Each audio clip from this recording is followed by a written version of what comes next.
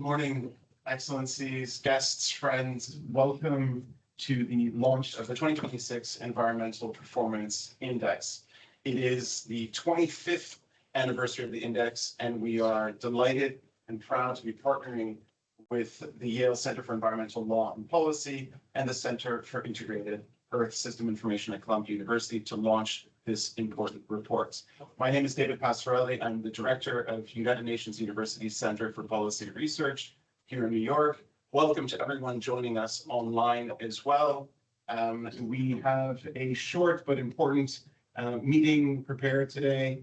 We will have a discussion, two panel discussions. We'll have two sets of remarks, and then we'll have a panel discussion later this morning. So we are going to be moving briskly through the agenda. Welcome, everyone. UNU has been making a significant investment in the architecture of environmental governance.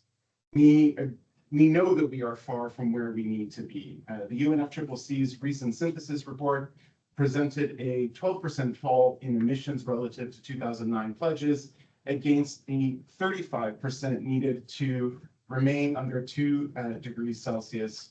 And we know that we need more investment. We have been working with governments around the world to rethink the environmental architecture and really to focus on mechanisms of international cooperation that can speed up implementation of our commitments.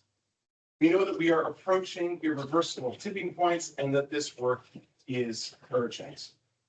While mechanisms of international cooperation matter, and what this is really the focus of the work that we do here at United Nations University, so does political will at this rather unique moment. And what makes this a unique moment? We are approaching a discussion on the post-2030 development agenda, where I think a reflection on our commitments to the environmental architecture and to improving how we approach the management of these tipping points will matter a great deal. We are rethinking our economic system and how we describe a healthy relationship with the planet and with societies through the Beyond GDP initiative that is just getting underway. And the UN system itself is emerging from a critical reflection on its architecture after 80 years of operation, the UN 80 initiative. These are all entry points for the international system, for member states, for academia to shape the future of the environmental architecture. And this depends on the power, the centrality, and the importance of evidence being brought to the table in a timely fashion. And we want to celebrate the work that Columbia and Yale are doing to bring this evidence to bear, to bring this to the conversation that we are having today.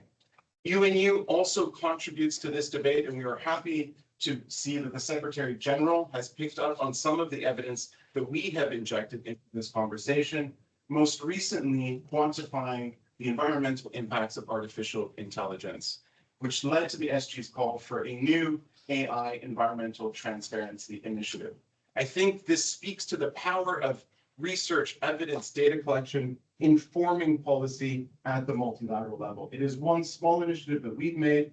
This is yet another important initiative that you are making, and we're delighted to host you here today. We look forward to learning more about the index and its history of impact on policy. I'm going to turn now to a collaborator of many years and a good friend, Professor Dan Esty-Avil, to speak a little bit about this launch and this report. Dan, over to you. David, thank you very much. And really thanks to all of you for taking time out of your busy lives and a busy day to be with us to think through a topic that may not seem the most urgent with all the issues swirling around and all the crises that we face across the world. But I would argue to you that the state of the planet, the health of the environment, our trajectory towards a sustainable future is the most important issue for the success of the human species and for the success of countries and communities and individuals across the world. So it's a great joy to be here. David, thank you and the UN University team for hosting us and for our collaboration on other elements of the global governance aspect of this. We, of course, are gathered in the city of New York in parallel with and across town from the high-level political forum that's looking at sustainable development, analyzing whether we are on track. And our report today, the Environmental Performance Index, has some things to say about that. And I do want to start by echoing, David, what something you just said, and that is what sets apart our Environmental Performance Index is its data-driven focus. We are not here to make political statements or to offer a wishful thinking. We are here to provide a picture of the state of the global environment and to take that analysis to 177 countries across the world on which we have enough data to say something meaningful. And we have been doing this, as you heard, for 25 years. We've developed analytically rigorous and methodologically serious approaches to the assembly of sustainability metrics, bringing together information on these various countries across 12 major policy areas, underpinned by 47 different data sets or indicators, and all of which gives us an ability to say something in a carefully constructed, carefully validated way about the state of the sustainability agenda, which is, I would argue, fundamental to life on planet Earth. This analysis, and you'll hear our project leader, Zach Wendling, give you more details in just a moment, allows us to highlight leaders, not just overall, although I am very pleased to be joined by Minister Sut of Estonia, the country that ranks #1 on our list this year. And we're grateful to have him here to comment. But it also allows us to highlight leaders on an issue by issue and even sort of sub-issue by sub-issue basis, all of which gives us an opportunity to highlight best practices that can be extracted and shared across the world. It also is a chance, frankly, to call out laggards and to highlight the opportunity to do better on issues where some countries have the opportunity but have not stepped up to it. And it does also, aggregating the data together, allow us to say something about global trends. And Zach will share with you in a moment that there are some real success stories here, issues which have plagued the world for decades where real progress is being made, but frankly, some troubling shortcomings around other critical issues, most notably the buildup of greenhouse gases in the atmosphere.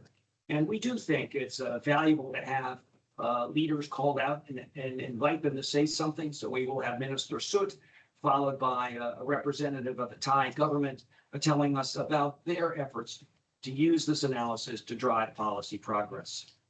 I'm going to close and turn things over to Zach to walk you through the findings of this analysis in just a moment, but I want to offer two kind of big picture thoughts in conclusion. The first takeaway from today's gathering and this 2026 Environmental Performance Index is that despite the headwinds, despite the challenges, the many distractions, the many other issues and priorities, environmental progress is possible across the world, in every country, in ways both big and small. And it is not easy to do, particularly with resource challenges and many other priorities, but it can be done. And a number of countries continue to do so despite real budget troubles, debt problems, and other challenges. So progress is possible. Number two, I do think that we now have a broad-based consensus that getting a sustainable future is an overarching goal of countries all across the world and a fundamental commitment of our global governance systems. And the UN has helped sharpen the focus on sustainability as a core principle for life on planet Earth in the years ahead. And I also want to just reflect for a moment on the Earth Day celebrated in this city and across America at the beginning of the week. 250 years of the United States. It is a challenging moment in the United States, but the fact that our Environmental Performance Index has been around for 25 of those years, 10% of the entire United States, tells you this is a young country. Mistakes will be made. Learning is still possible. And I expect that the lessons we present today will continue to inform policy, not only across the world, but in these United States as well. And I also just want to reflect on a couple of the core principles that emerged with that launch of the United States 250 years ago. The Declaration of Independence that we celebrated on the 4th of July said some important things that I think are now principles across almost all of the world. And that is to highlight the importance of the individual and that all people are created equal and have a right to self-determination of their own future and a role in shaping their governments. And the Declaration in the United States said that they have a right to life, liberty, and the pursuit of happiness.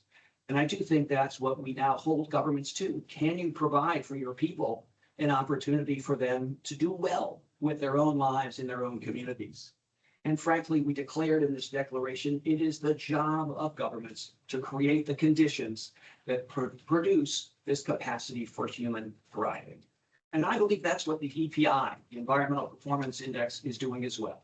It is helping to highlight that one of the most fundamental rights for all people everywhere is the right to a healthy environment that provides the foundation for a sustainable economy and for success of communities, individuals, and countries.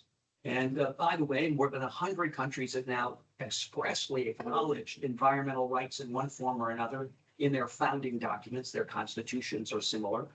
And we know that there are dozens of international agreements that cite the right to a healthy environment. So in some ways, what we're doing is establishing a mechanism, a tool with this Environmental Performance Index for holding governments to account and providing a mechanism for saying, this is what good performance looks like. How are you doing? It also helps to provide the foundation for holding private parties to account by indicating where we have not met the commitments that have, again, broad-based, promised a future where polluters pay for the harm they cause. And that, again, is enshrined in many international agreements, many national governments as well. And our Environmental Performance Index provides a tool for assessing where those issues continue to plague us. So I do think as a foundation for good policy, as a foundation for attempts to hold both governments and private parties accountable, and frankly, giving tools not only to governments, which we'll hear the minister talk about as they assess their own performance, but to opposition parties, to the media, to non-governmental organizations, to the business community, all of whom might also want to help shape policy making and ensure that there is the kind of accountability they need for success in their own communities and societies. So with thanks again to our UN University partners, to the Toronto-based McCall McBain Foundation that provided the support for this project, to our partners at Columbia and our data partners around the world. It's really a joy to introduce the 2026 Environmental Performance Index. And Zach, please walk us through it. Thanks. Good morning, good afternoon, good evening to our guests from around the world who are attending. I'd like to walk you through the results, which we're happy to announce as our biennial survey of equality of the environment around the world. So we'll go ahead and launch into a brief explanation of what the EPI is. Is everyone able to see the slides on the screen now? Good. So the EPI is a composite index. We take 47 different indicators about how well the environment is doing around the world, and we aggregate those into 12 issue categories. Taking every one of those issue indicators and scoring on a 0 to 100 scale. 100 indicating you're attaining sustainability targets. 0 meaning you're lagging far behind. Individually, those could be interesting stories, but to help people to make sense of what these are telling us, issue categories help focus attention on broader issues, which are fitting within larger policy objectives that have to do with everything from climate change to the protection of human health against environmental threats, and also managing natural resources in order to have vital and thriving ecosystems. Thanks, next. These 47 indicators come from a variety of data partners around the world, major research institutions, academic research centers, international organizations, and other data providers who are using scientifically rigorous, peer-reviewed, verified information and processes to collect information about the state of the world and how well environmental issues and challenges are being managed. This is just a brief overview of some of the providers that we can fit onto a single slide. But one thing that is important to notice is not only that are these data that we're relying on scientifically rigorous, but they're also at the cutting edge, often of where science is taking us, where environmental research is taking advantage of new tools, new types of data, especially for remote sensing, and the ability of artificial intelligence in all of its different forms to fill gaps in understanding about the environment, to help make sure that the data we're reporting is credible, is verifiable, and also taking into account any kinds of anomalies that could throw off otherwise useful streams of information. So about half of our 47 indicators have some form of artificial intelligence powering them and helping them to make sure that they are the most relevant, recent, and powerful indicators about how we're doing. So we'll go ahead and proceed to talk about who are the leaders in the 2026 EPI. These are the countries that rank in the top 20, and they're mostly from Europe. Japan is the only non-European country in this consortium. This is a real credit to Europe as a whole, doing a very good job of propelling the world forward towards environmental sustainability. But please note that on a 0 to 100 scale, even Estonia, our best performer, only scores a little less than 75, indicating there's much more work to do in order to help propel the environment to where it needs to be to carefully manage our resources and protect human health.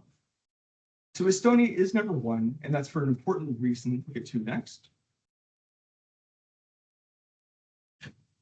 is that we place a lot of weight on how well countries are decarbonizing and mitigating climate change. And no other country has such a stellar performance in decarbonization than Estonia, really driven by, around 2019, closing down the dirtiest types of electricity generation, as oil shows. And as we measure it over a 10-year period, next, we would say over a 10-year period, there was an average decrease in CO2 emissions of 8.5% per year. That's a fantastic level of decarbonization. We would love for every country to reach this level, but not only reach it, but sustain it into the future. A one-time drop has an outsized influence on the decarbonization trend, but Estonia is not alone, and the pressure being on every country to develop new and ambitious standards, targets, and policies for driving this even further if we're going to meet our decarbonization pathways to keep us in a safe operating space. So that was a story about one of our leaders. We could also look at the laggards. Who is at the bottom of the list and who needs to refocus their attention on the environment? Next. So we rank 177 countries, and here are the bottom 20. All of them face significant challenges across the board over all of our issue categories. Some of these countries are really burdened by low levels of economic development, but others are underperforming their peers, both as far as geography, as far as economic development, and other factors that countries have used to look at their peers. Near the bottom of the list, for the third iteration of the list, we find India second from the bottom. India has an interesting story to tell because it could be doing so much better. This is even something we see reflected in the data next.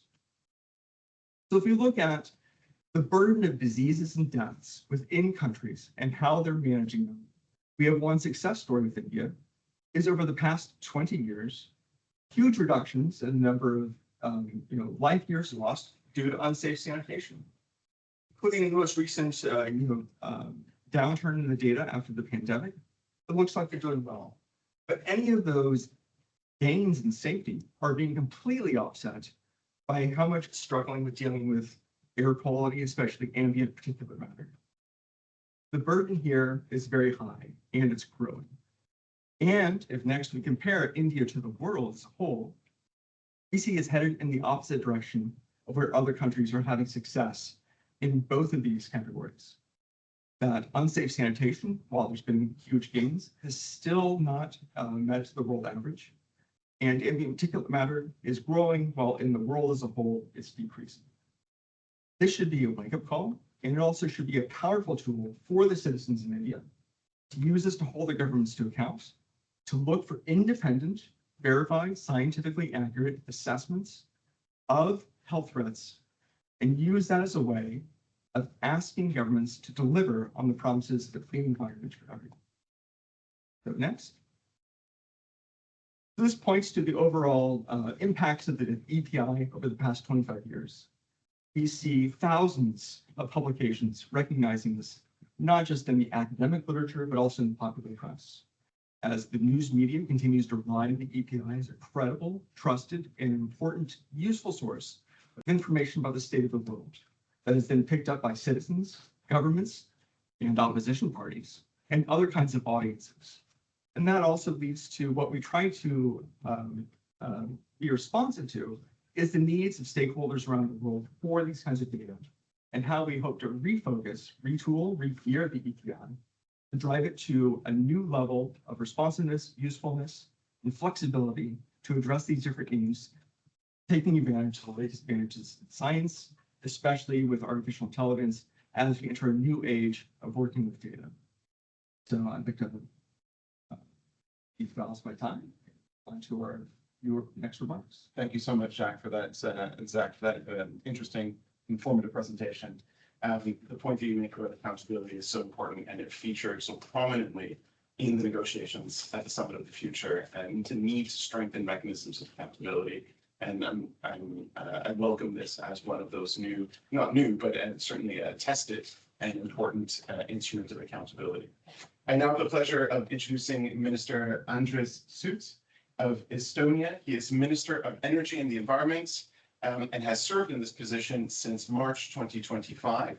But he has held several leadership positions in government over the previous decades, from banking and finance, entrepreneurship, to climate. He was previously the Minister of Entrepreneurship and Information Technology between 2021 and 2022.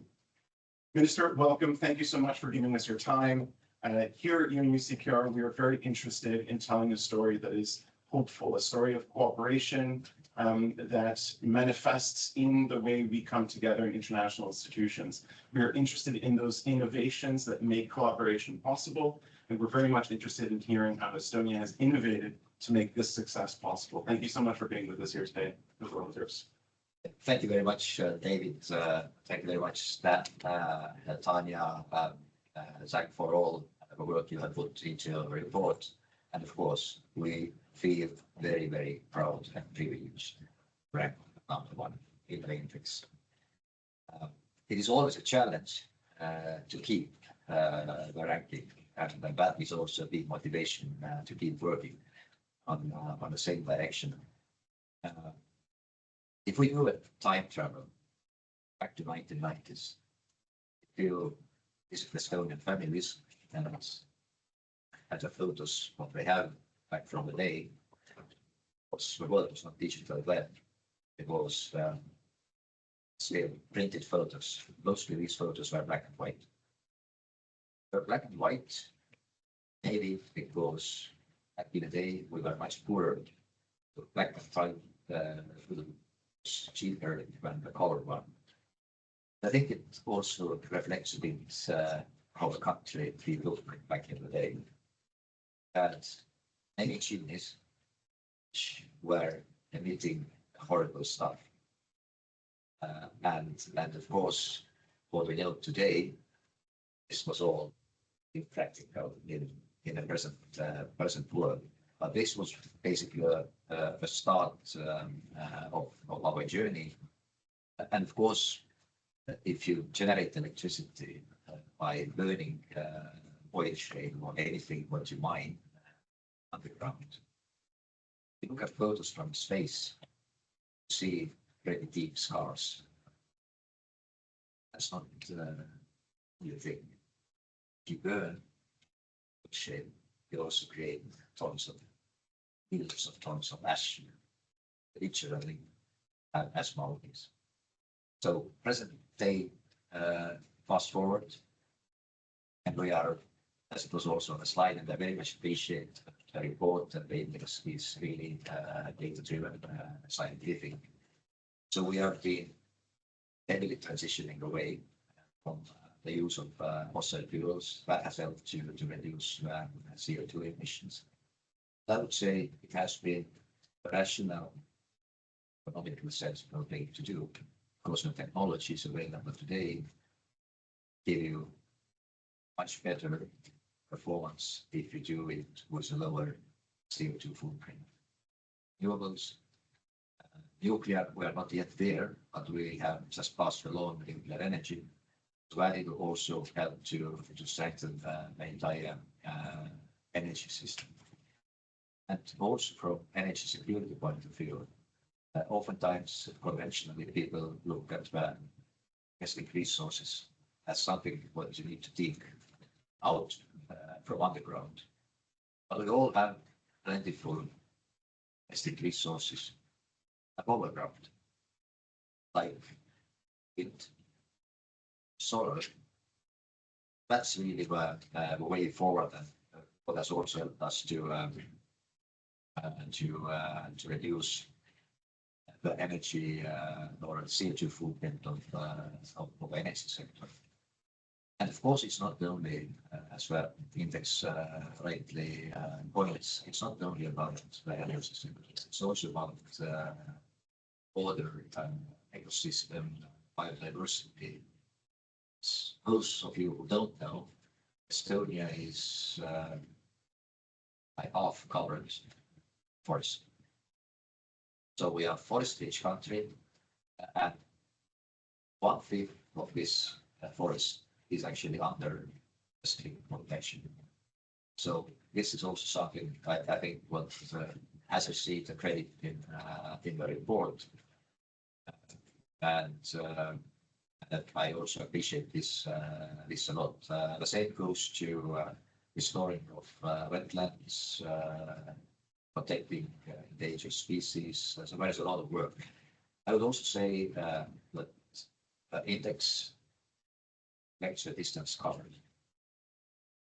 And as you mentioned, in your intervention, no country is yet at 100.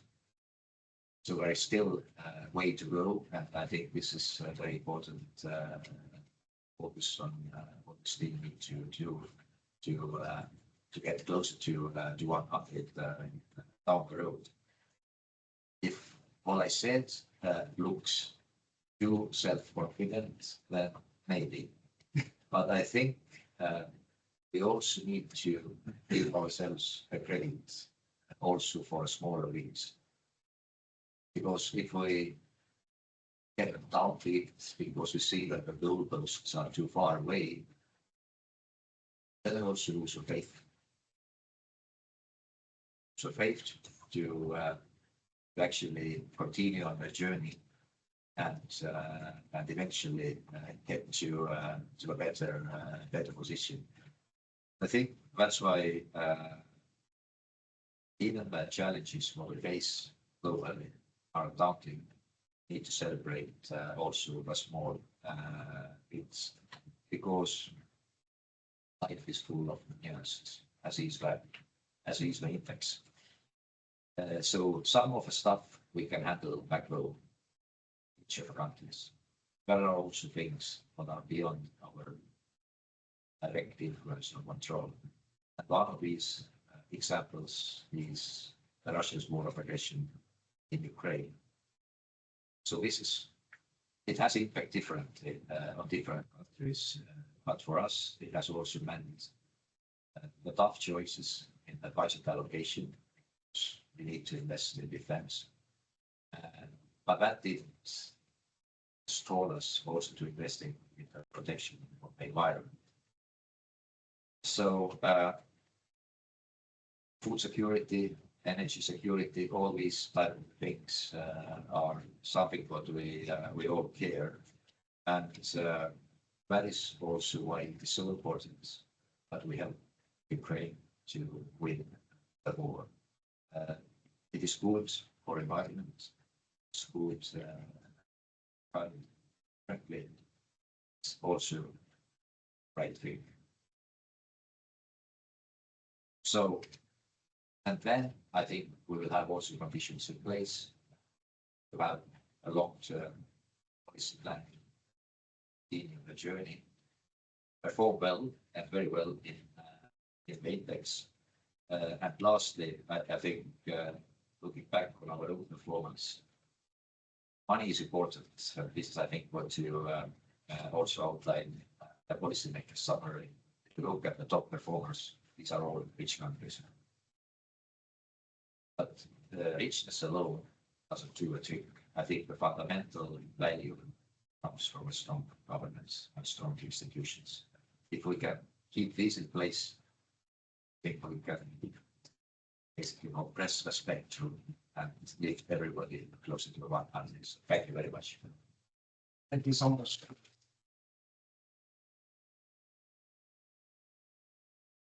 Reminding us that we have reasons to celebrate, and I hope 2 years from now you will give us more reasons to keep the faith and to celebrate. Thank you so much for that intervention and for talking us through Estonia's approach to biodiversity and climate as well.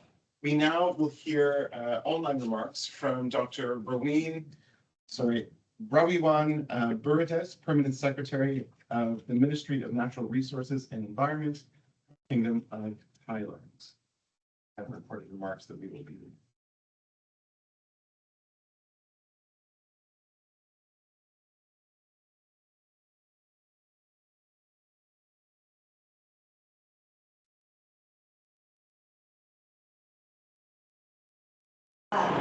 Executives, representatives from Yale and Columbia universities, honorable experts, scholars, and esteemed guests. On behalf of the Ministry of Natural Resources and Environment, I am deeply honored that Thailand is invited to join the 25th anniversary of the EPI. It is a privilege to speak at this launch event to share Thailand's journey as we celebrate a significant leap in our ranking, moving up 16 places from 90th in 2024 to 74th in 2026. For Thailand, EPI is not only a ranking system or a scorecard, but it is a crucial tool to pinpoint urgent environmental challenges and steer national resource and environmental policy implementations. The EPI highlights what we need to adjust and inform us where we must accelerate our efforts. Our localized journey with the EPI began in 2022. The Ministry of Natural Resources and Environment, through the Office of Natural Resources and Environmental Policy and Planning, examined the EPI's Yale and Columbia frameworks. As EPI was designated as a key performance indicator under Thailand's 20-year National Strategy for Sustainable Growth. This leads to the development of Environmental Performance Index in context of Thailand or EPI Thailand. In accordance with the methodology and framework of the EPI's Yale and Columbia standards, we have refined the indicators to fit our context and policy priorities through working closely with 24 agencies across 9 ministries throughout the process. This EPI Thailand enables us to access and benchmark our environmental performance over time. Let me share with you our challenges. During the development of our EPI Thailand, the most important challenge was building a shared understanding of the evaluation methods and data acquisition. To overcome this challenge, we appointed the EPI Thailand subcommittee under the National Environment Board, chaired by Permanent Secretary. This followed by the signing of a Memorandum of Understanding or MOU to share and integrate relevant data. Furthermore, the ministry has established EPI Thailand as the official KPI for all of our agencies. Additionally, we launched a national dashboard to transparently share this data with the public. We are currently expanding this to report data at regional and provincial levels. We believe that building a shared understanding is key to foster transparency and accountability. From 2025 onwards, Thailand is expanding its environmental partnerships through EPI Thailand, which serves as a bridge linking national policies and local actions across all levels of national resources and environmental planning management under 3 concepts of data-driven approach, win-win situation, and collaboration network. While Thailand's EPI ranking continues to improve, rankings are not the destination. Our true success lies in translating data into action, policies into impact, and progress into a better future for our people. As we celebrate the 25th anniversary of the EPI, Thailand would like to express its sincere appreciation to Yale and Columbia University and all stakeholders who have contributed to this important initiative. We would also like to thank for the opportunity to share Thailand's experience today. I'm looking forward to continuing our cooperation with the international community to advance environmental sustainability for generations to come. Thank you.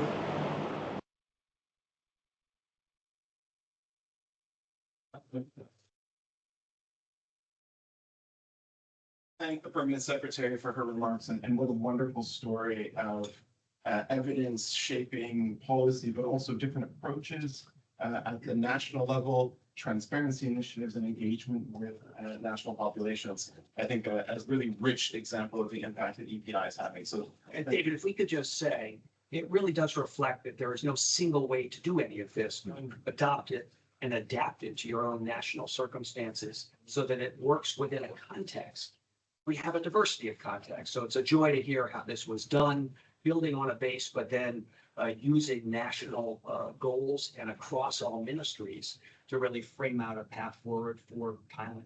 yeah, truly an impressive all of government approach. All government approach. Inspired by. It's a great story from our point of view about the success of a fact-based, data-driven, empirically grounded approach to sustainability. Well, we're going to get into that. We have the pleasure of inviting Tanya Srebotniak from Williams College as our moderator of our panel discussion. Tanya, over to you to moderate the panel. Thank you, David. I also want to thank everyone in the room and around the world today for joining us on the occasion of the release of the 2026 Environmental Performance Index. My name is Tanya Srebotniak. I'm the Executive Director of the Zilkha Center for the Environment at Williams College, and I found myself very fortunate to have been part of the early team that developed the EPI. We also have three distinguished panelists with us today. There is Minister Andris Saad, the Minister of Energy and Environment of the Republic of Estonia. Thank you for joining us. We have Dr. Alex Tasherdinen, Director and Senior Research Scientist at the Center for Integrated Earth System Information at Columbia University. Thank you, Alex, for being here. And last but not least, Dr. Zach Wendling, the Research Director of the Environmental Performance Index. Just to situate our panel for you on the room and online, this year marks the 25th iteration of the EPI, and it happens in the context of a rapid technological and scientific development, not the least of which is the rise of artificial intelligence, that promises to make environmental data more accessible and adaptive than ever before. We hope to explore in this panel how future iterations of the EPI and other sustainability metrics can be best positioned to support effective environmental policy. I have a few questions prepared for each of our panelists, but I also want to encourage each of you to chime in and comment on the question that I posed to the other panelists. And time permitting, we hope to open it up to some questions from the audience as well. So without further ado, let's get started. Alex, how is new technology changing the gathering, analysis, and use of environmental metrics? And what are some of the emerging challenges that you see in your work as Director of the Center at Columbia? Much, Tanya. It's a pleasure to be here. It's kind of striking that this all began in 1999 with an initial trip to Yale. It was really just your own thinking about the needs at that time. The UN was putting together a large laundry list of indicators. You might remember the Commission on Sustainable Development and hundreds of indicators. We might be returning to that a bit with the SDGs, but the idea of just sort of cataloging without really actually analyzing and ranking and understanding which countries are doing better or worse. I just think we need to think of the EPI as a technology in its own right, in a way of actually taking data processing it and then evaluating, and then ranking ultimately countries on different performance metrics. If you'll permit, also in that same vein of kind of retrospective approach, in those early days, we worked together on something called the Water Quality Index, right? So there were disparate data from many different sources, including the European Environment Agency, UNEP GEMS, which is the Global Environmental Monitoring System at the time, collected data. It was really just a very messy set of data. And we kind of worked together to tame those data, and we used advanced imputation methods to basically come up with a water quality index, which was an early advance kind of in, I would say, a technological advance in some way of applying new methods for processing data in collaboration with others. 2012, we worked with Seoul National University, and so Korea was alarmed by their scores in the early iterations of the EPI, and they were looking at how air pollution was affecting public health. And really unbeknownst to us, they actually formed a club. It was called the 135th Club or something like that. It was basically their ranking on the air quality indicators of the EPI, what was then called the Environmental Sustainability Index. But they actually had movie stars, K-pop singers, and also politicians gather together. And we went to Seoul and we discovered that they were actually instituting methods to kind of both green Seoul as a capital, but also have actual particulate matter counts on this public signage. So like we have temperature counts, when you go to a bank, you see the temperature. They had the actual PM 2.5 metrics. So they really took it very seriously, and it kind of catalyzed a lot of action. But what we did at that workshop at Seoul was we basically convened some of the best air quality experts, and we brought them together, in particular remote sensing experts who understood how to use remote sensing to measure things like ozone, PM 2.5, other dark black carbon and other things. And we came up with a kind of roadmap for doing that better. Another major benchmark in our work was in 2014. We went to Sweden, worked at the Swedish Academy of Sciences with the Transboundary Water Assessment Program of the UNEP at the time. And we worked on a wastewater treatment index. It was one of the outcomes of a broader overview of what we could do better monitoring of water quality. That wastewater treatment index, some of you may know, became target 6.3 of the SDGs. So if it hadn't been our early pioneering work, we would have actually made sort of that leap forward and kind of measuring. And recently we actually went back to the UN and worked very closely with them to get to improve our own data. So there's been an iterative back and forth process. Many other efforts with satellite remote sensing and other things. So I'll cut brief a little bit, but basically, the take home is that we've had a long legacy of horizon scanning for the best available scientific methods, using the best working with the best scientists to basically see how we could push the needle and push the frontiers of science in these measurement areas. Right now, we can come back to some of the specifics, but I think Earth observations is clearly one of the areas where, we have an abundance, small sats. Now hyperspectral and satellite, what we call synthetic aperture radar instruments that are higher and higher resolution. Sensor networks, using things like Purple Air, people actually collecting data themselves, but also local community members and citizen science validating data, what we call kind of crowdsourcing of data sets, right? Looking at how data are, the local validity of data, as well as collecting data. Finally, you mentioned artificial intelligence. It's been mentioned a few times, both for imagery processing, but potentially we've been exploring ideas of, can you do web scraping and actually capture data better using these methods? Sometimes the data are hard to find. So how do you get those data away?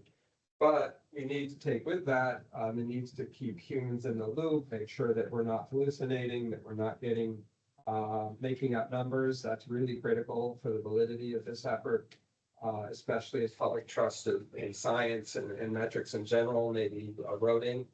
And then we need to look at things like AI was also mentioned. What's the net climate benefit? I'd love to hear more, Dave, about your work, but you're not on the panel, so you'll have to hold your lights later. But, how do we actually know that AI is, it's creating efficiencies, not only in compute, so it's creating more efficient code, which runs faster and better on machines, but also it's creating more efficient industrial processes, energy saving in the transport sector, things like that. But what is the net balance? We've got these huge data centers consuming energy and they're also consuming water. So those are some of the things that are top of mind in my kind of areas that are very data centric. So thank you for the question. Thank you, Alex. This was very, tour de force through 25 years of data-driven environmental assessment and analysis. Looking at my fellow panelists, if there were any immediate reactions to those remarks before I move on to questions for Zach. I have a brief comment on the data and technology. I think we are today massively better placed than say 5, 10, or even longer years back. And then, of course, in terms of like extracting the data, analyzing it, but I think the challenge we face collectively is how to present it to people so that they actually understand and see so how their lives are going to be better if we focus on these set of indicators. If the indicators move into the right direction, I also see the benefit in my own life. Just a brief comment on Estonia from air quality. I think we didn't track very well on that one, and I want to dig into so what we need to do. But the truth is, for example, the life expectancy children were born in the northeast of Estonia, which was a center of fossil-based generation, is shorter than the ones who are living outside. So this is like objective data-driven facts, but it also needs to be explained to people that if we do away with fossil fuels, we'll also have better health, longer life, and all these kind of practical things. And then I think the other point to with the data, it relates to harmonized definitions.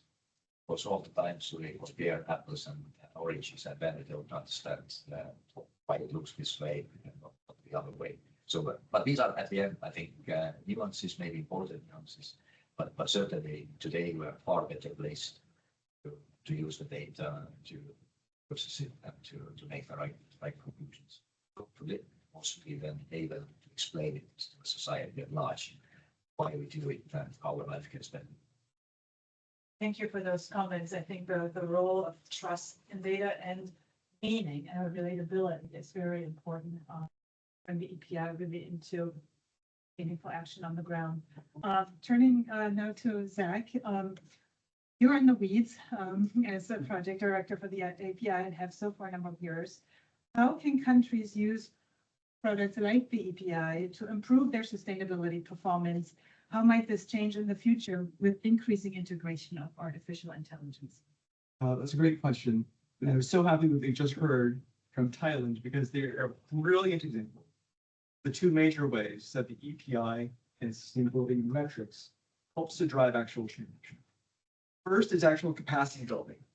Build up your ability within a state to administratively keep track of data and make that the focus of where environmental policy making processes happen. So the fact that Thailand looked at the EPI and said, we need not just one, but two versions of this in turn to help us focus how we want to drive forward and be more ambitious in tackling the environmental problems. So that is one of our major pieces of advice for every country that comes to us looking to make changes, is just start measuring things. Pay attention to the data and incorporate it into policymaking processes. And Thailand just did this in an amazing way. So we hope that this will be replicated in other places. We see that there's efforts on this front in the Gulf state countries, developing their own kind of regional version of the EPI. So this is a fantastic way of building that state capacity and making it front and center, not just within your people's mind, but also within the government officials' minds. Second is Thailand said, truthfully, that they have improved over the past several iterations of the EPI. Their scores have been going up. And this is a beacon of hope and a part of the world where many people lag far behind. But there are many states within Southern and Southeast Asia that are not scoring on EPI. Not all of them can replicate what Estonia has done. Not all of them can do what some of the other European countries have done. But they can look for inspiration from peers in geographically or economic within terms of economic development and say who has been making gains and what kind of lessons can we learn from them. From Thailand, they can look at where Thailand has been really making big changes over a longer term. And those would be areas like addressing health burdens from exposure to lead, the most deadly poisons we have in abundance in the world. Driving new establishment of protected areas, especially in important ecosystems. And finally, Thailand has done a great job of helping to tackle climate change. Not only rolling out renewable energy, but also looking at how to drive decarbonization within the industrial sector. A very difficult task, one that's very ambitious for a state like Thailand to take on. So those are the two ways that we think it's a very important starting point for driving further change. And it's a solid foundation. It has to be relied on data. So how does AI change things? That is helping to build that foundation, looking for new ways of closing gaps in our understanding of the world, looking for new sources of data that have been otherwise inaccessible through traditional means, and helping us to just understand what's going on there. Other part of this, other than the pipeline, is also the dissemination of those data. And helping people to interpret these complex streams of information, whether it's through English classification or even further downstream, if you're looking at the EPI results and trying to make sense of why did Thailand do so well. There are ways of bringing that information, the deeper context that we can't fit into a spreadsheet to help people to interpret what's going on in the world around. Thank you. Do you want to elaborate a bit more about how you and your team are starting to use AI and machine learning algorithms to explore the universe of data a bit more and harvest that for the benefit of the EPI's coverage? And Well, this is very early work. We're trying to make sure that things are done in a very thorough and well-grounded way. We know that there are things that we'd like to measure about surface water quality, about solid waste management, about hazardous waste management. Those things are measurable and known, but they are fragmented and disparate. Call it the file cabinet problem. They exist in 80,000 file cabinets around the world. Nobody's put them all into a spreadsheet. But there are either those kinds of data or ways of talking about this data that are accessible. You can scrape from the web and help to discern what that message is. There are also proxies for this information. That you don't know directly how many tons of solid waste have been disposed, but you do know something about international shipping records, especially of hazardous e-waste, and getting a hold of those and synthesizing that or finding how those correlates can map onto actual real world outcomes be something that the tools of artificial intelligence really excel at. So we're excited for new progress in this on this frontier that help us to close those gaps. I look forward to further innovation here. I'm looking at Professor Estes. You're also not in the panel, so looking forward to your comments later on. But last but not least, Minister Sut, I have a few questions for you. What types of data and science do you think are missing still that would help you continue making such great progress for environmental performance in Estonia? How would better environmental data support policy action? I think the situation is actually the opposite. Sometimes we have too much data. And when we are like disorganized or unable to really extract the right or correlations.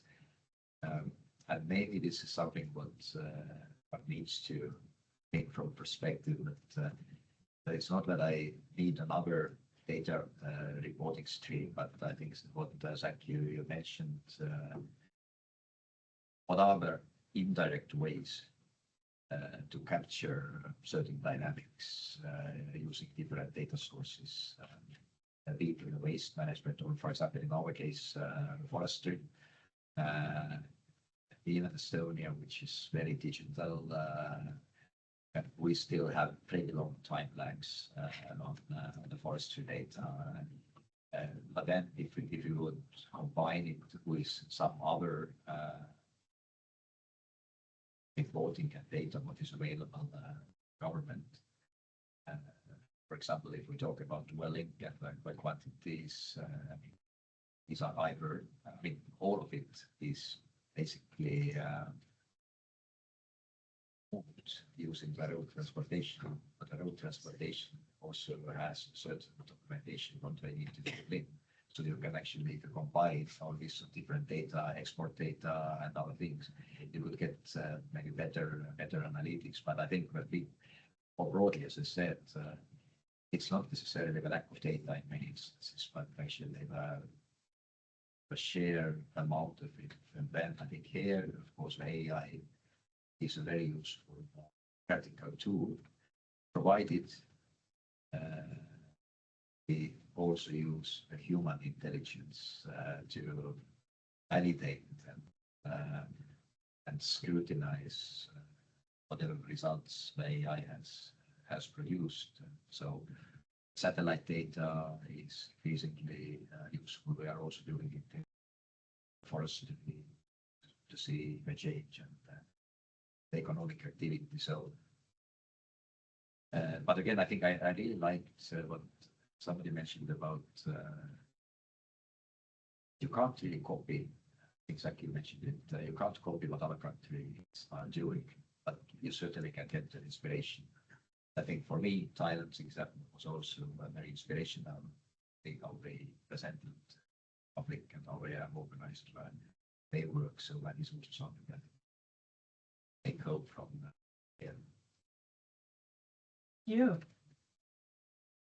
Yeah, just tying on to that a little bit. So it's interesting to note that about 15 years ago, there was many firms and they wanted to work with us on a subnational EPI.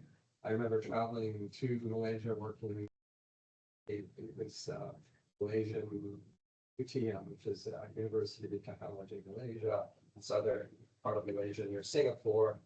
And they developed a whole EPI, and I think it was a very successful effort. And at that time, Malaysia actually was far surpassing Thailand. So these metrics are obviously being adopted by certain countries, and then you see progress that's being made in countries that have very similar, say, ecological. One of the things we've always struggled with, right, is you mentioned, Mr. Soot, that not everyone can replicate what Estonia has because they don't have the wind power potentially, or they don't have, the same access to whatever it is that they geographically characterize as their country. So you need to kind of work within the constraints you have, water resources, forests, whatever, climate, then kind of build on that. But I think that my view also is that we're reaching a point where not just the data, obviously, as Mr. Soot said, we can be drowning in data. This communication of the data we mentioned on this panel, and that's one of the things I think the EPIs excel at, is taking data that are raw data from different sources and really trying to understand how we can make them that signal noise into some kind of signal that people can act on, but also with the governance issues. How do we actually develop governance tools? And that's really around the political science and public administration. How do you actually move forward with certain agendas in a way that takes the data and actually maximizes it? I think we have some time for questions from the audience while you get those ready. And also we take questions from the worldwide audience as well. So you help me with that. I do want to hand over the floor briefly to Dan and David, just to see if you have further thoughts and reactions. So I think I'll close out after the discussion, but it's an enormously wide-ranging conversation. I'm very grateful for that. In so many of these cases, you don't actually continue to learn in the midst of the presentation, but I feel like I'm learning as Minister Su just said as well.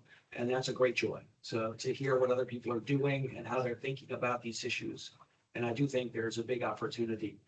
As has been hinted at, and I'll close out with some discussion of this. The EPI team at Yale and Columbia have determined that there needs to be a top to bottom rethinking of the environmental performance index going forward. For the new AI era and with new tools, including but not limited to AI, many others as well. And so I just throw that out there to say we're in learning mode and thinking mode, reimagining mode, and want to invite any of you who want to share that journey with us to come on board. Thank you. Yes.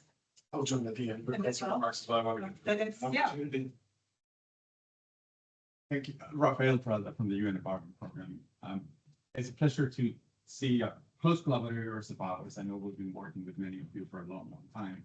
But I did want to make a point about Estonia's role, not just as the national champion of the EPI and taking so many steps to transform its ecological realities, but also to bring your experiences elsewhere. Back in 2019, Estonia took the lead at our Environment Assembly to promote the notion of a global environmental data strategy. It was something that at first it was poorly understood. You managed to get it through your incredible diplomatic skills. And over time, it translated into an actual strategy that was adopted last year at the Environment Assembly with your kind support and kind leadership, Minister. And we're now excited that that's not a one-off, that there is a follow-on, that we're now beginning to work on a toolkit to help not just continue the dialogue, but actually bring capacity down to the country. So I did want to recognize that work of Estonia Minister, and I don't know if there's any further reflection that you want to share on that data strategy. First of all, of course, thank you for recognizing our efforts. And I think this is also something that is a way of giving back, because we have benefited enormously from the journey of external advice. So as I mentioned, we really started from, let's be honest, in a very poor and challenging circumstances back in the early 90s. We have done a long journey.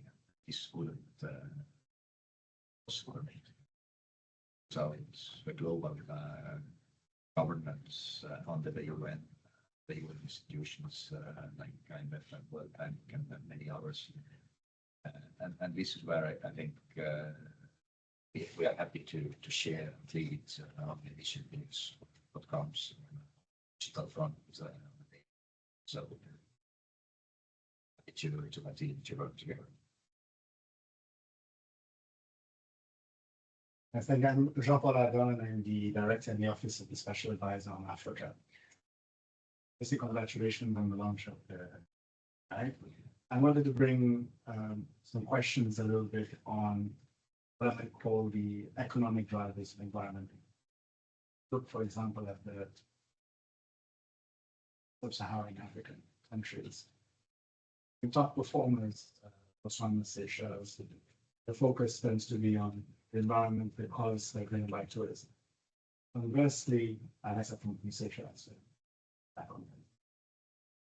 conversely, other countries that are dependent on the extractive industries, there is probably an increased risk in the current environment that falls in ODA, official development assistance, where there will be a big pressure, seeing a big pressure, not from direct investment in extractive sectors, and further put pressure on things like water management, really in the critical minerals space.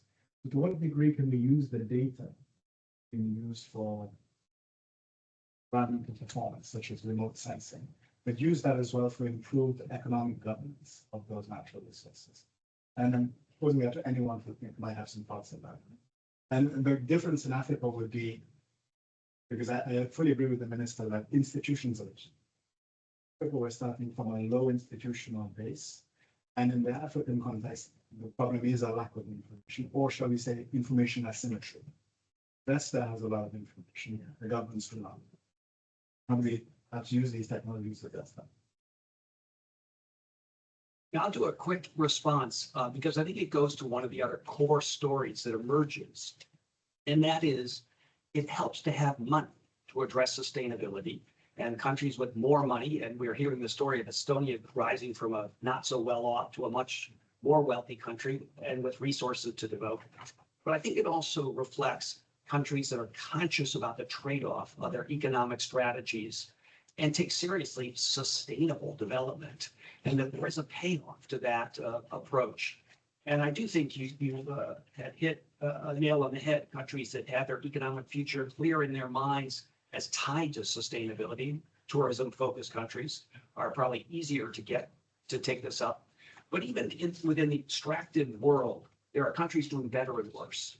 Chile has done quite well, despite being a heavily extractive country. Botswana has a huge amount of extraction. What is it, 38th rank, which is extraordinary, and a leading position in Africa.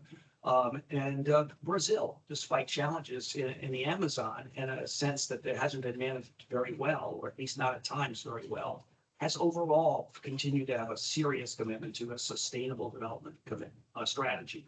So I do think there's real lessons about how to keep dual goals in mind, lifting people out of poverty, making investments in the quality of life, but at the same time ensuring that that development strategy is not a drag because of the spillovers of pollution harms or the impacts of extraction. I think we have time for one last question. So over to the gentleman here. This is Bhuvan from Permanent Mission of Nepal. Thank you, Honorable Minister and distinguished professors. If I may, I wish to pose a question. So, along all these years, which indicators have proven to be the most effective ones? And which indicators have become kind of redundant, so it could be remote? And with the age and use of AI, the data centers using the energy and water consumption. So which indicators need to be added in coming days? So anyone can answer. Let Zach start that. That's a great question. The selection of which indicators to use is a function of many things. Usefulness is at the top of that list. Are the data quality we're using very high? Is it very recent? Is it done in a regular, constructive way that we think there's some longevity, so people will continue to rely on it? Which is the most important? Well, we have a weighting scheme for all of the indicators that kind of reflects what we think is most pertinent to the pressing environmental challenges. But what a country will be responsive to is highly country specific. So obviously landlocked countries are not going to be that interested in fisheries scores. But, whatever you're looking at your performance, you might see something that you're lacking in and think, oh, that seems like something we should be doing better in. And that would draw your attention to it, even if it isn't in the overall scheme of our index, a heavily weighted one. So obviously we think that all of the indicators about climate change are very critical. We have new indicators where we're looking at biodiversity protection within key biodiversity areas. So those real ecological hotspots where there's a lot of attention, scientific proof that these are critical areas of driving ecosystem services. We think that should be at front of mind. Other indicators are given a low weight because the data are probably not where they should be as far as quality, but it is in recognition this could be useful to someone to at least track it and put it on the radar. We do drop indicators all the time from the EPI. We've gone through full list with every review, looking for what might be duplicative of other efforts, what is no longer sending a useful signal, or where the world has not supported data systems that could be updated over time. So if it's something a little too old and there are new data systems and new ways of measuring something, switch to that as well. Thank you. I want to thank my panelists. I want to thank the audience in the room and around the world. I do want to encourage everyone who has more questions, comments, ideas to reach out to the EPI team. And now I want to hand it back to David and then Dan for closing remarks. Well, thank you to everyone who participated in the conversation, the hundreds of people who joined us online, to everyone in the room for this important conversation and to celebrate the 25 years of the EPI report. Dan, you used the word trade-offs a minute ago, and I think we are facing really difficult trade-offs. trade-offs on money, how we mobilize investment and where we direct the investment. The new urgency to invest in defense, but also in AI data centers. AI data centers that are, we know, stressing the environment and that are consuming vast quantities of water that could be made available to populations in need. We have trade-offs also in where we have this conversation. Do we have this conversation in multilateral forums like the UN? Or do we rely on coalitions of the willing who want to move in smaller groups and faster? And we have trade-offs also in timing. What do we create space for in terms of the conversation here at the UN? What issues do we put on the table? Do we bring this evidence to bear on the intergovernmental machinery of the UN? I think those are all trade-offs that we contend with here. And the value of EPI, from what I've heard in this room and what I know of this project, I think are three things. You add urgency to the conversation. We've spoken about the incentives, and incentives matter. We've incentivized countries to measure things, to work across ministries, to try to improve their ranking on this particular chart or table. You also are a platform for success stories, and those platforms and those success stories can be a source of inspiration. We need sources of inspiration to move collectively.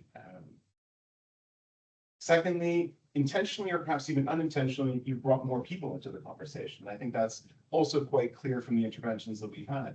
The national conversation matters. When we speak of global governance, we speak about people and planet. And I think it's important to measure, but I think it's also important to enfranchise voices domestically. And I think the EPI has succeeded with that. And finally, I think you're improving the quality of the conversation. Data matters, citizen data matters, the nuances in the data matters.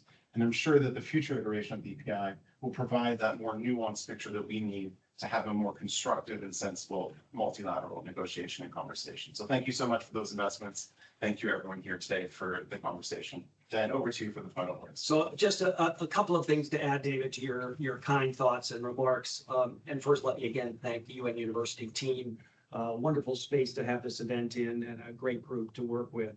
I also do want to recognize Zach and Austin and Megan, who's not here, from the Yale team. Extraordinary work. You all get to see this over an hour. They've been working for 2 years, and it's a remarkable amount of effort that went into this. I do want to thank our partners, our data partners. Zach put up the slide, so many places, public entities, private entities, international institutions, et cetera. It couldn't be done. We don't create the data. We simply draw it together and combine it in ways that work. And I also want to again thank our funder, the McCall Bain Foundation. It couldn't be done without money, and particularly money that is not tied to an outcome. It's a great joy to have a funder who cares about getting the answers right. I do think the value of good sustainability data as a foundation for policy has come through very, very clearly. And even in this moment where there is a bit of a hysteria against science, against data, against expertise, I think we are confident we're on the right track by going deeper and better on all of this. And I do think at the core of the elements that David started to list, I want to add cooperation and collaboration. You know, we believe in a cooperative world, a collaborative world where people work together. And we think that this is values that have been proven over the last 300 years.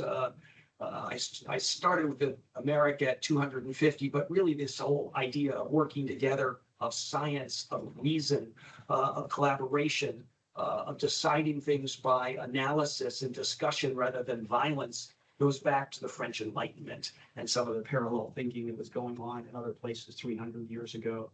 And we really do want to bring back those commitments. And I think you saw that in what's presented here today. We are transparent. All of our data is online. Anyone who wants to should go to epi.yale.edu. You can get our policymaker summary, but also access to every one of the data sets on which this is built.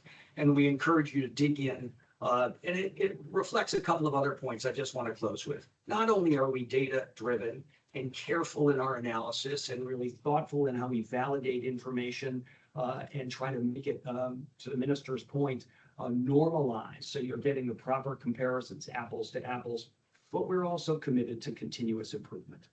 We say every time, and I'll say it here today, this is a work in progress, and we are unapologetic about that. The very concept of GDP took 40 years to be stabilized. So the fact we continue to refine and rethink, I make no apologies. In fact, instead offer an opportunity for any of you to help us rethink going forward. And I also wanted to say thank you, Minister, for saying we need to celebrate progress. And I do want to celebrate today. We've made great progress in 25 years. And we do need, as you suggested, to continue to call out even small gains. This is not a world that is going to have a single bullet solution. It's the accretion of small gains over time that get us where we need to go. And it is not only good science, good data, good analysis, but it is good governance. Several people have said that today, and I think we are helping to identify what good governance looks like. I do want to just say going forward, I see even greater potential for what we're doing here, not only as a foundation for good decision-making in government, but in the business world and beyond. And frankly, as parts of our international global governance regime are challenged, and I'm thinking in particular of the climate change structure, I think a data-driven foundation that gives us the ability to really call out those who are spilling harm, in this case into the atmosphere, is going to be vital. So I see important new roles for this data-driven foundation to be deployed in ways that support a collaborative response to critical problems, climate change being one, biodiversity being another, and there are further ones down the line. And I think in that regard, we're going to see more push for things like the European Union's carbon border adjustment mechanism. And what this data set does is provide a legitimacy to analysis that might go into that. Because it can't be any one country or group of countries declaring the answer on their own. We need an accepted, broad-based, methodologically rigorous starting point for any such analysis. And I, for one, think carbon border adjustment is just the start. Ultimately, we would like sustainability border adjustment that reflects and respects the range of issues that the minister has talked about that the EPI tries to reflect. As I mentioned just a moment ago, I really do invite all of you to help us create the new EPI that will be sort of put forward in its first iteration in 2028. We do want it to be AI enriched, fill data gaps with better validation of data, normalization of data, and as several people said, communication of data. We also, frankly, do need to be able to filter what may be a world of too much data and align data and reimagine where we get our data and information from. And all of this, as several of you have said, with human intelligence put across the top so that we're actually reflecting the needs of people in the end and are open to the blind elements, the hallucinations that may emerge in some of these technologies, AI most notably. So let me just close by saying thank you to all of you. We do want to invite you to help us build this new AI enriched EPI of the future. We want to ensure that we're bringing in new data sets. We spent little time today, but some of you may be interested in grasslands that are being measured for the first time in a significant way. A very important ecosystem in a number of countries, particularly in Africa, for example. Forests less important in some places, grasslands more important. So to capture this is a big breakthrough. And I want to just say, again, a huge thanks to all of you. We look forward to building this out as a foundation, not only for good sustainability decision-making, but frankly, as a foundation for peace and security and a world that's based on cooperation rather than confrontation. So thank you all in the room. Thank you all online. And we look forward to continuing this conversation in the weeks and months ahead.